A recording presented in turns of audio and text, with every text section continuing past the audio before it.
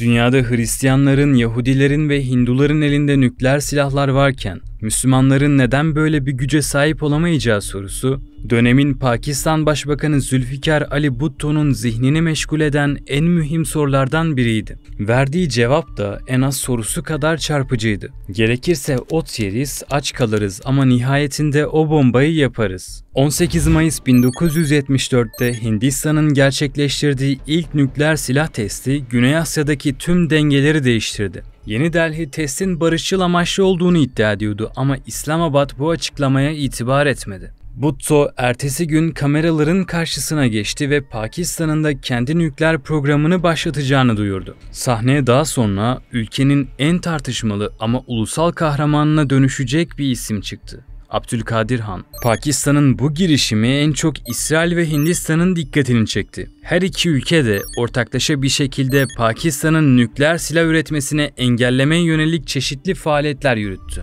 Han'ın 1960'ta Karachi Üniversitesi'nde başladığı bilim yolculuğu onu Avrupa'ya kadar götürdü. Almanya'da metalürji mühendisliği eğitimi alması sonrası Hollanda ve Belçika'da akademik çalışmalarda bulundu. 1974'te Amsterdam'da Avrupa'nın zenginleştirilmiş uranyum ihtiyacını karşılayan büyük bir nükleer yakıt şirketinde Urenco'da çalışmaya başladı. Burada nükleer reaktörlerde kullanılan zenginleştirilmiş uranyumu üreten en gelişmiş santrifüjlerin bulunduğu alana, teknik çizimlere ve belgelere erişimi vardı. Yani doğal uranyumu bomba yakıtına dönüştüren sistemlerin kalbine kadar girmişti. Belgeler arasında Almanya sınırında bulunan Almelo'daki gizli uranyum zenginleştirme tesisiyle ilgili bilgiler de vardı. Kendisi İngilizce, Fransızca ve Almanca biliyordu. Çalıştığı mühendislik firmasındaki yöneticileri sık sık ondan santrifüj teknolojilerine dair Almanca teknik raporları çevirmesini isterdi. Gördüğü çizimlerin ve teknik detayların önemi onun gözünden asla kaçmamıştı. 1976'nın Ocak ayında ani bir kararla Hollanda'yı terk ettiğinde amirleri ve ekip arkadaşları şaşkınlık içindeydi. Ona dair bildikleri işine bağlı, çalışkan ve disiplinli bir mühendis olduğuydu. Ancak Han, Pakistan'dan reddedemeyeceğim bir teklif aldım diyordu. Artık vatanına geri dönme vakti gelmişti. Urenco'daki görevinden ayrıldıktan sonra Han hakkında ciddi iddialar ortaya atıldı. Hollanda'dan o dönemde dünyanın en gelişmiş santrifüj sistemlerinin çizimlerini çaldığı öne sürülüyordu. Bu sistemler doğadan çıkarılan sıradan uranyumu silah sınıfı yakıta dönüştürebiliyordu. Han'ın mı Pakistan'a nükleer sırlar teklif ettiği yoksa devletin mi Han'a ulaştığı bugün hala bilinmiyor.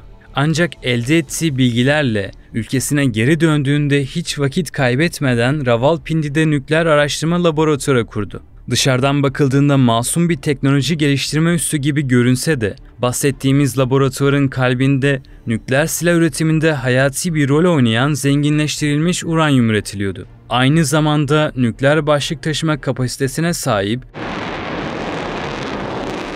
Gauri füzesi gibi balistik füze sistemleri de burada geliştiriliyordu. İşin doğası gereği işler yıllarca perde arkasında yürütüldü. Han'ın ihtiyaç duyduğu parçalar ve sistem bileşenleri paravan şirketler aracılığıyla ülkeye sokuldu. Resmi belgelerde bu parçalar sözde yeni kurulacak bir tekstil fabrikasında kullanılacakmış gibi gösteriliyordu. Ama kapalı kapılar ardında adım adım nükleer bir güç inşa ediliyordu.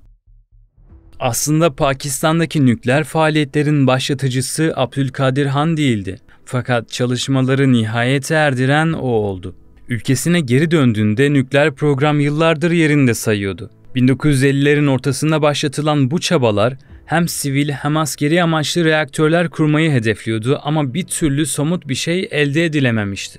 Dr. Rafi Muhammed Chaudhry, Abdüsselam ve Nazir Ahmet gibi öncüler laboratuvarlar kurduğu kurumlar inşa etti. Hatta genç bilim insanları eğitti. Ama tüm bu çabalara rağmen ellerinde bomba yapmaya yetecek kadar zenginleştirilmiş madde yoktu. Başlangıçta gözler nükleer silah üretiminde kullanılan plütonyuma çevrilmişti. Ancak bu yöntem Pakistan için çıkmaz bir sokaktan ibaretti.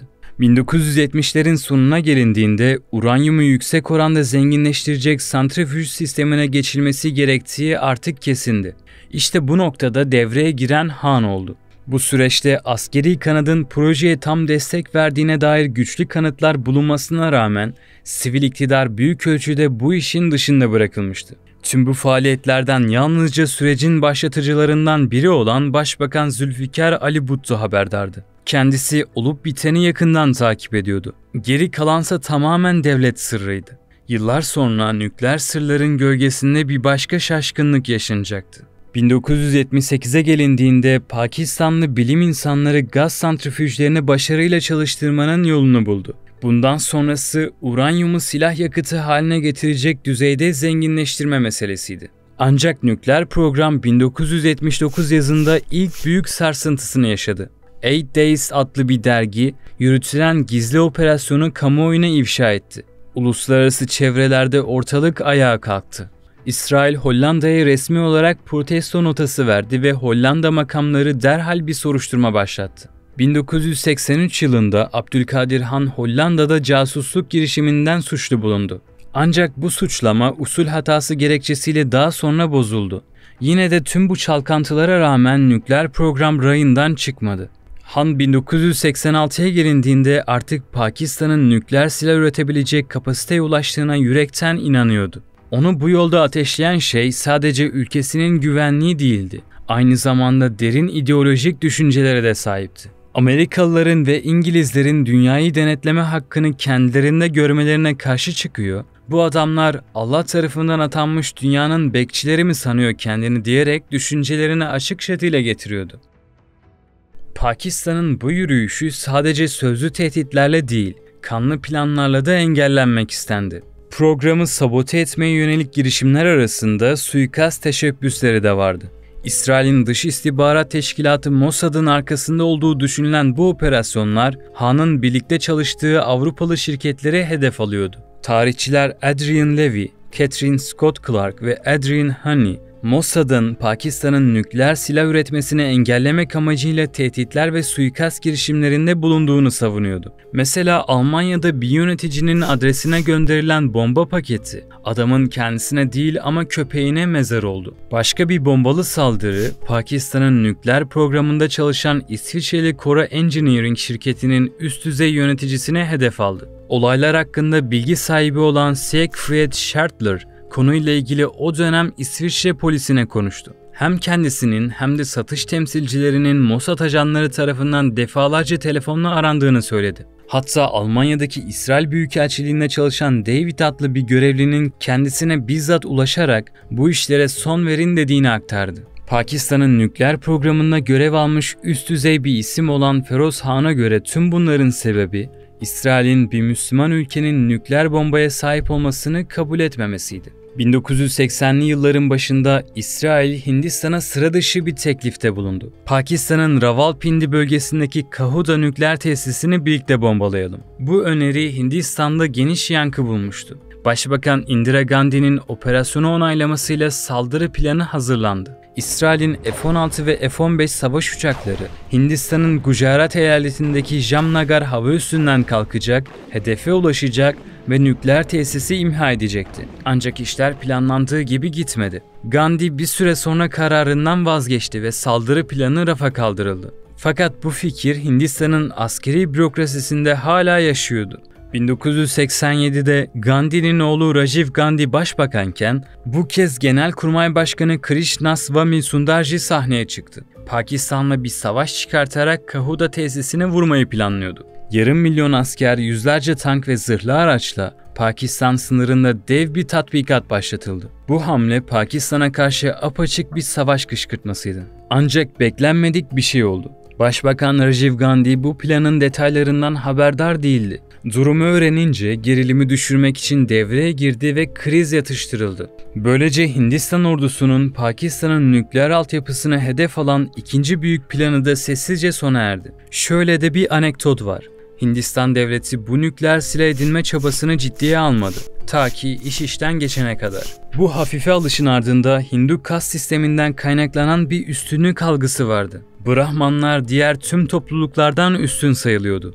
George Perkovich, India's Nuclear Bomb adlı kitabında bu durumu şöyle açıklıyor. Pakistanlı bilim insanlarının ve mühendislerinin yeteneklerine karşı küçümseme, Hindistan'ın iyi eğitimli elitlerinin büyük ölçekli uranyum zenginleştirmede yaşadığı zorluklarla daha da artmıştı.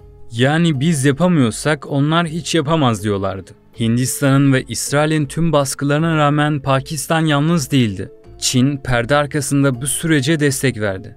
Pakistan'a yalnızca zenginleştirilmiş uranyum ve trityum sağlamakla kalmadı. Nükleer bilim insanlarını da gönderdi. Yani teknik malzemelerle birlikte insan kaynağı da sundu.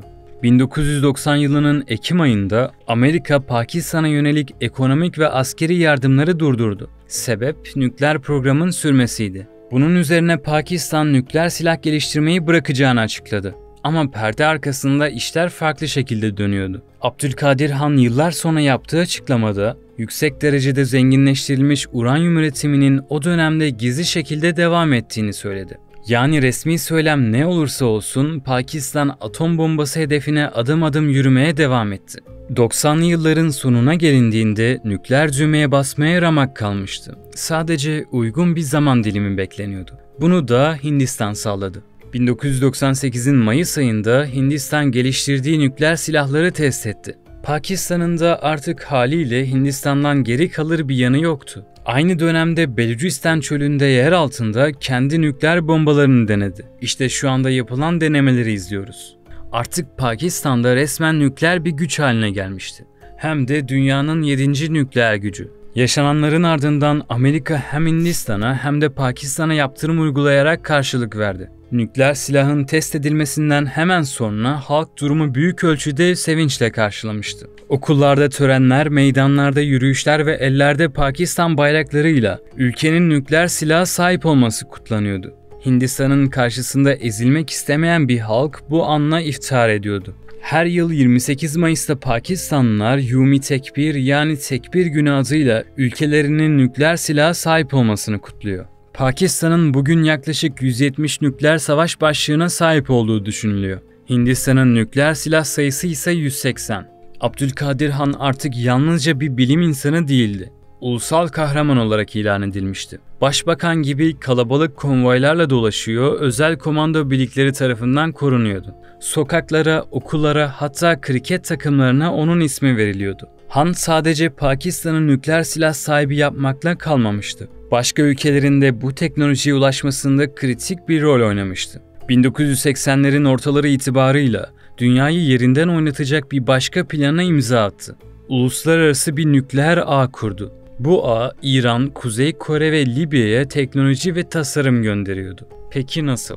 Han, Pakistan'ın ihtiyacından fazla parça sipariş ediyor, daha sonra fazladan gelen ekipmanları gizlice yurt dışına satıyordu. Örneğin 1980'lerde İran her ne kadar Hümeyni atom bombasını İslam'a aykırı bulsa da Pakistan'dan yardım istemişti. 1980 ile 2001 arasında Pakistan, İran'a bomba yapımında kritik öneme sahip parçalar sağladı. Ama en gelişmiş teknolojiyi kendisine saklıyordu. İran'a gönderilenler genelde 2. sınıftı. Tüm bu süreçte Mossad Han'ı adım adım izledi. Özellikle 1980 ve 90'larda Orta Doğu'daki seyahatlerini takip ettiler. Ama tam olarak ne yaptığını çözememişlerdi. Yıllar sonra dönemin Mossad Başkanı Şavid, eğer Han'ın ne peşinde olduğunu o günlerde anlasaydı, tarihin akışını değiştirmek için onu öldürmeyi ciddi düşüneceğini açıkladı. Bu süreç o kadar gizli ilerliyordu ki, Zülfikar Ali Bhutto'nun kızı olan Başbakan Benazir Bhutto bile İran'la yürütülen nükleer teknoloji paylaşımı programı hakkında tek kelime dahi bilgi almamıştı.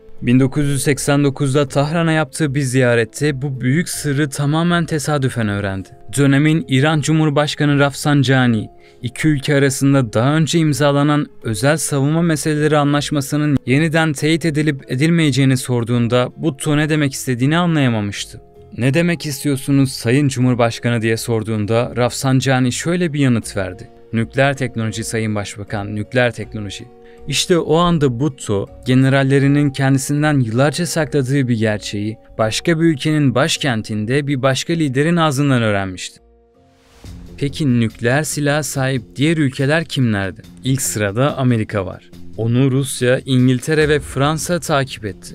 Daha sonra ise Çin ve Hindistan, 7.de Pakistan oldu. Ardından İsrail ve Kuzey Kore'de nükleer silah edindi. Sonuç olarak Pakistan'ın nükleer silah geliştirme süreci teknolojik başarıdan da öte onur ve güvenlik arayışının bir tezahürüydü. Zülfikar Ali Bhutto'nun "gerekirse ot yeriz ama bombayı yaparız" sözü, ülkesinin varoluşsal güvenlik algısını özetler nitelikteydi. Her şeyden önce Pakistan, Hindistan karşısında caydırıcılığını arttırmış oldu. Artık olası bir savaşta nükleer karşılık verme ihtimali, Hindistan'ın her askeri hamleyi daha da üzerine düşünerek atmasını sağladı. Zira çok fazla kışkırtma karşısında nükleer silahla karşı karşıya kalabileceğini biliyor. Ayrıca Pakistan'ın nükleer gücü küresel diplomatik masalarda da elini güçlendirdi. Nükleer silahı yalnızca Hindistan'a karşı bir denge unsuru olarak görmedi. Aynı zamanda büyük güçlerin tekelinde olan bir güce Müslüman bir ülkenin de sahip olabileceğini göstermek istedi.